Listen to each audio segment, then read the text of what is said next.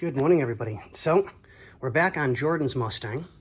We've already cleaned the engine bay, so it looks so much nicer. Is it a good morning? It's always a good morning. We're on this side of the shiny dirt. Everything's good. You better smile before I give you a reason not to smile. As long as I don't have to smile like a donut. Sip your pants, Scotty. It's too early on a Monday. No, it's not. 9:07. No, it's not. Business is officially open. Right? Put your business away. Right? Before So, it makes a mess. we are getting some stuff buttoned up on Jordan's Mustang. We're doing butt stuff. We're doing butt stuff. That's from us. Butt stuff. Little boogie in your butt. Boogie in your butt. So, we'll get a few more things done on Jordan's Mustang today. Get a few things buttoned up. Mostly it's just tedious little nickel and dime stuff to get things running and get it back to the way it needs to be. And I know this is going to be a bit of a short video.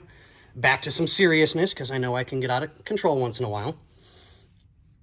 But we'll start getting the carburetor on, making sure everything's buttoned up tight and that we're good and sealed. And when Nick gets in, I'll have him finish off so that I can go back to what I was just doing.